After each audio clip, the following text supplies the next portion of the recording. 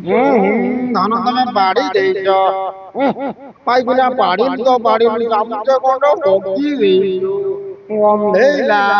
ନାଇଁ ସିନେମା ଭଗବାନଙ୍କ ଦୟାରୁ 50-60 ସିନେମା କଲା ପରେ ବହୁତ ରିଏଲିଟି ଶୋ କଲା ପରେ ସବୁ କଲା ପରେ ଯାତ୍ରା ଟେଷ୍ଟ ମୁଁ ନେଇନଥିଲି। ମୁଁ ଦର୍ଶକ କାଚ ଭିତରେ ଦେଖୁଥିଲି। ଏବେ ଦର୍ଶକଙ୍କ ପାଖକୁ ଯିବି ଡାଇରେକ୍ଟ ଫେସ୍ ଟୁ ଫେସ୍ ଭଲ ଲାଗିବ ସେଥିପାଇଁ ଆସେ। ଆମେ ସିନେମା ଲାଇନରେ ବି ଟଙ୍କା କମଉଛୁ ବୋଲି ଆଜି 15 ବର୍ଷ ହେଲା ସିନେମା ଲାଇନରେ ଅଛୁ। ବଞ୍ଚିଛୁ ଖାଇଛୁ ଗାଡି ଚଲଉଛୁ ସବୁ ସେ ପଇସା ନୁହେଁ। ପଇସା ତ ଅଲଗା ବାଟରେ କଣ କରିହବନି ଖାଲି ଏଇ ବାଟରେ ପଇସା କରିହବ। ବାଇଗଣ କିଲୋ ଆଠଗଡରେ 12 ଟଙ୍କା ଏଠି 25 ଟଙ୍କା 2 କୁଇଣ୍ଟାଲ କିଣି ଆଇଲେ ସାଙ୍ଗେ ସାଙ୍ଗେ ମାଲ। ପଇସାର ଅଭାବ ନାହିଁ ପଇସାଟା ବଡ କଥା। ଯାତ୍ରାରେ ଭାରି ମଜା ଲାଗିବ। କଣ ମଜା ଲାଗିବ ଯାତ୍ରାରେ କଷ୍ଟ ନାହିଁ। କଷ୍ଟଟା ଖାଲି ହଉଛି ରାତି ଅନିଦ୍ରା। ଅଭିନୟରେ କାହିଁକି କଷ୍ଟ ନାହିଁ ଆମର ସିନେମାରେ କଣ ୱିଦିନ 5 ମିନିଟ୍ 10 ମିନିଟ୍ ପୂର୍ବରୁ ଆମେ 12 ପେଜ 8 ପେଜ 7 ପେଜ ମାଷ୍ଟର ଲାଗିବ ସାଙ୍ଗେ ସାଙ୍ଗେ ବସିବୁ ସାଙ୍ଗେ ସାଙ୍ଗେ କରିବୁ। ଏଠି ଆଜ୍ଞା ରିଲସେଲ ଅଛି। ରିଲସେଲ ଆଜି ବାପା ଡାକୁଛି ମାନେ 10 ମାସ ବାପା ମାମୁଁ ଡାକିବିନି ସେଇ ବାପା ଡାକିବି। ଆପଣ ଯଦି ଏଥର ମାଲଟା ନେଇଯାଇଛନ୍ତି ଘରକୁ ଯିବେ ବାବା ଏଇଟା କହିବେ କେବେ କହିବେନି ବାପାକୁ ମାମୁଁ ଏଇଟା କହିବେ। ସେମିତି ବର୍ଷ ଯାକ ପାଠ ଘୋଷା ପାଠ ନାଇଁ ଏଇଠି ରିଲସେଲରେ ଭାଇ ପୁରା କ୍ଲିୟର। ଏଠି ଷ୍ଟେଜ ରିଲସେଲ ହବ ତା ଭିତରେ କଣ ଆମେ ସବୁଦିନ କଲୁ। ଆମେ ସମସ୍ତେ ଚାହିଁବେ ନିଜ ଜାଗା କେମିତି ଭଲ କରିବା ପାଇଁ।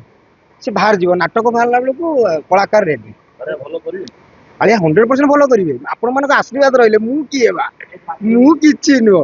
ନାଇଁ ରଙ୍ଗର ମହଲ ପୁରା ରଙ୍ଗ ହବା ଦରକାର। ମୋର ଆଗରୁ ରଙ୍ଗ ଥିଲା ଏଇଟା ଗ୍ରୀନ ଥିଲା ଏବେ ଜଷ୍ଟ ହାଲକେଇକି ମୁଁ ନାଲି କରିଛି।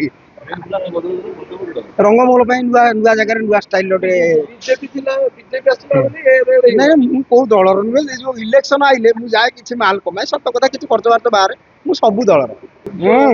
ଧନ ତମେ ବାଡି ଦେଇଛ ପାଇକିନା ବାଡିଲୁ ତ ବାଡିଲୁ ଚାମୁଚ ଖଣ୍ଡ ହଗି ଦେଇଛୁ ଗନ୍ଧେଇଲା। ସେଟା ଗୋଟେ ବଡ ଭାଇରାଲ ହେଇଥିଲା 5 ମିଲିୟନ ଖଣ୍ଡେ ହେଇଥିଲା। ଆଉ ଗୋଟେ ଭିଡିଓ ଭାଇରାଲ ହେଇଥିଲା ଜିନିଷ ଭଲ ଜିନିଷ ଭଲ ଯତ୍ନ ନଉନ। ଏଇ ଯୋଉ ଜିନିଷ ହଉଛି ଗୋଟେ ନାଟକରେ ମୋର ଡାଇଲଗ ଥିଲା ଜିନିଷ ମାନେ ଦେଖ ଗୋଟେ ବଢିଆ ଘରଟେ ତମେ ବନେଇଛ ସୁନ୍ଦର ଘର କି ସୁନ୍ଦର ଗାଡି କି ସୁନ୍ଦର ମନ୍ଦିରଟେ ତିଆରି କରିଛ। ମନ୍ଦିର ଭିତରୁ ପଶିଲା ବେଳକୁ ଅଳିଆ ମଳିଆ ସଫା କରୁନ ଜିନିଷ ଭଲ। ନାଇଁ ନାଇଁ ଅଲଗା ସେମିତି ଗୋଟେ ଭଲ ଜିନିଷକୁ ସୁନ୍ଦର ସ୍ତ୍ରୀ ବି ହେଇପାରିବ। ସୁନ୍ଦର ଧର ସ୍ତ୍ରୀଟିକୁ ଆପଣ ବାହା ହେଲେ ଦେଖିବାକୁ ବହୁତ ସୁନ୍ଦର ତା ମୁଣ୍ଡ ଆଳିଆ ମଳିଆ କରି ଶାଢୀ ପିନ୍ଧିଥିବ ଅଲଗା ପ୍ରକାର ଜିନିଷ ଭଲ ଯତ୍ନ ନଉନ ଭାଇ। ନାଇଁ ନାଇଁ ମୁଁ ତ ସେ ସିନେମା ଲାଇନରେ ଭଗବାନ ଦୟାରୁ ଆମର ସେଗୁଡା କିଛି ନାହିଁ। ଯେମିତି ଯେମିତି ଚରିତ୍ର ମିଳିବ ମୁଁ ଯାହା ମିଳିବ ଭିଲିଆନ ମିଳିଲେ କରିବି କମେଡି ମିଳିଲେ କରିବି ହିରୋ ମିଳିଲେ କରିବି ଯାହା ମିଳିବ। ସୁନା ହଉ କି ହୀରା ହଉ କି ରୂପା ହଉ ଜିନିଷ ଭଲ। ଓହୋ ଏ ବର୍ଷ ଏ ଡାଇଲଗ ଟେ ରହିବ। ଏଇଠି ବସିଥିଲୁ ଭାଇ ମାନେ ସେଠି କଥା ବାହାରୁ ବାହାରୁ ଗୋଟେ ବାହାରିଗଲା ଆଉ ଜିନିଷ ଭଲ ଯତ୍ନ ନଉନ ଆଉ। ଆପଣ ଭାଇ ଆପଣଙ୍କ ଜିନିଷର କେତେ ଯତ୍ନ ନିଅନ୍ତି? ମୁଁ ବହୁତ କିଛି ନିଏ। କେମିତି ଯତ୍ନ ନିଅନ୍ତି? ବହୁତ ଜିନିଷ ମିଡିଆ ଆଗରେ ତ କହିହବନି ସଇଲା ପରେ ବଢିଆ ମୁଁ ଯୋଉ ଯତ୍ନ କହିବି ତମେ କହିବ ଭାଇ ଆମର ବଢିଆ କଥାଟେ କହିଲା। ମୁଁ ଗୋଟିଏ କଥା କହିବି ଆପଣ ମାନେ ଜିମ ରେ ବହୁତ ପଇସା ଖର୍ଚ୍ଚ କରୁଛନ୍ତି। ମୁଁ ଖାଲି ଚୂନ ମାରିଦେଲେ ସମସ୍ତେ ବୁଝିଯିବେ।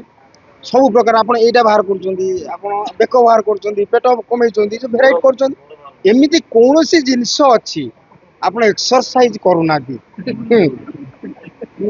ଭାଇ ମୋର କହିଲେଣି କଣ ଶୁଣ ସେ ଯାହା ବି ହଉ ଏକ୍ସରସାଇଜ ବିଷୟରେ ସରିଲା ପରେ ମୁଁ କ୍ୟାମେରା ପଛରେ ଆପଣ ମାନଙ୍କୁ ବୁଝେଇଦେବି। ଭାଇମାନଙ୍କ କଥା ଭାରି ଭଲ ଲାଗିଲା। ଏତିକି ଆଶୀର୍ବାଦ ରଖ ସାନ ଭାଇଟା ଉପରେ। ଏ ବର୍ଷ ଯାଉଛି ରଙ୍ଗମହଲରେ କେମିତି ଭଲ କରେ। ଆପଣ ମାନେ ଚାହିଁଲେ ତ ହିଟ୍ ହିଟ୍ ଆଉ କଣ ଜିନିଷ ଭଲ ମୁଁ ଯତ୍ନ ନେବି।